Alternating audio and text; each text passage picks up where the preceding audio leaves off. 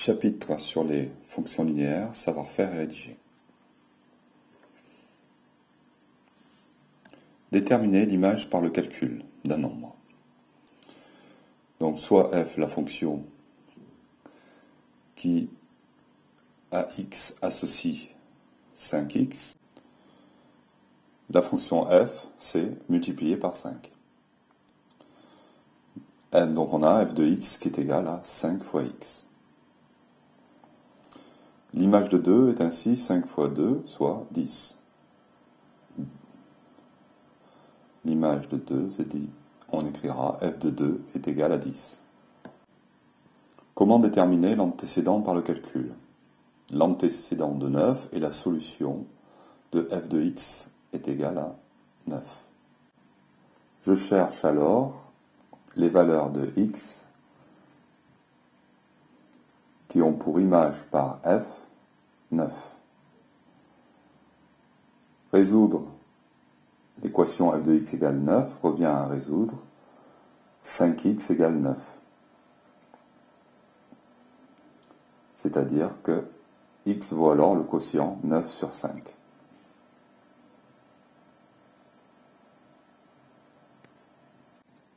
On peut aussi, pour résoudre cette équation, diviser par 5 à gauche et à droite. On obtient de la même façon que x est égal à 9 cinquièmes.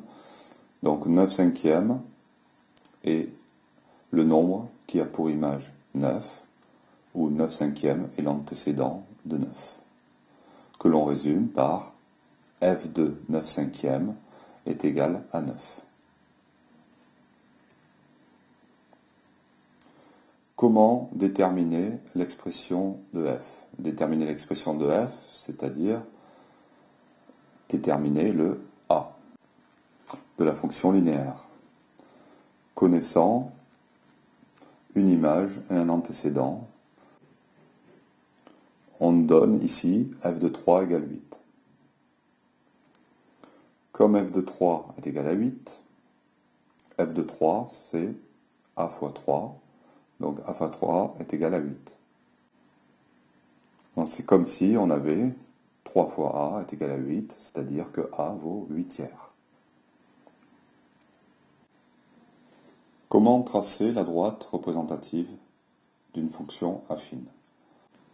Pour tracer une droite, il me faut 2 points. Alors je sais déjà qu'une fonction affine passe par l'origine du repère, le point O. Ainsi, il me faut un autre point. Ici, comme on a que l'image de 3, c'est 8, alors la droite passe par le point d'abscisse 3 et d'ordonnée 8.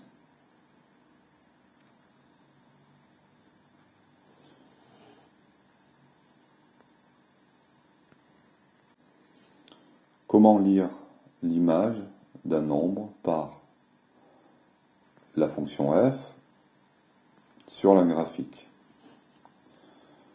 L'image de 5, donc 5 c'est l'abscisse, il est sur l'axe des abscisses. On regarde quel est le point de la droite qui a pour abscisse 5, c'est celui-ci, et ce point a pour ordonnée 4. Donc 4 est l'image de 5 par f.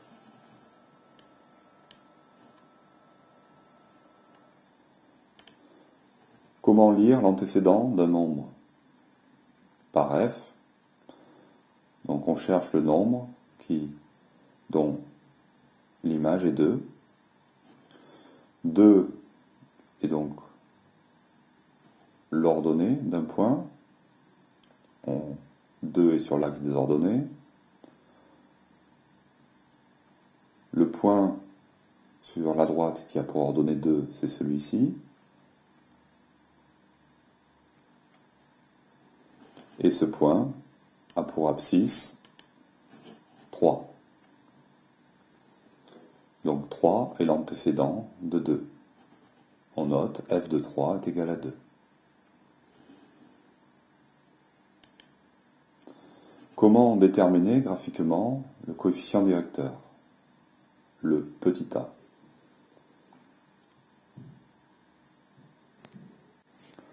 On a dit que le coefficient directeur, c'est le taux d'accroissement entre deux points de la fonction. Regardons comment on se déplace d'un point à un autre point de la fonction. Le premier point, c'est l'origine du repère. Ce point appartient à la droite. Et on prend un autre point de la droite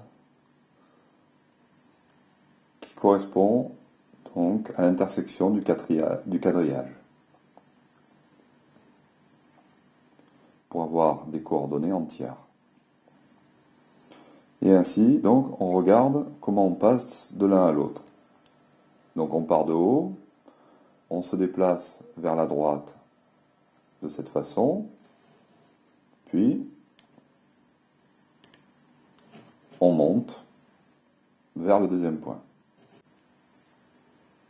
Le taux d'accroissement, on a vu, c'est la variation des y, des ordonnées, sur la variation des x, des abscisses. Ainsi, ici, en orange, les ordonnées ont varié de plus 2. Et les abscisses ont varié de plus 3. Ainsi, le taux d'accroissement, c'est plus 2 sur plus 3, c'est-à-dire 2 tiers.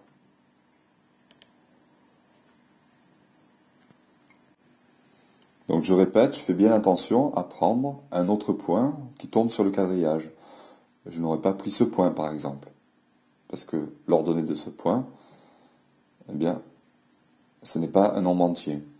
Celui-là non plus, celui-là non plus. L'ordonnée n'est pas un nombre entier. Ici, c'est pas l'ordonnée, mais c'est l'abscisse qui n'est pas un nombre entier. Donc je peux prendre ce point, j'aurais pu prendre celui-là aussi, pour déterminer le coefficient directeur de la droite.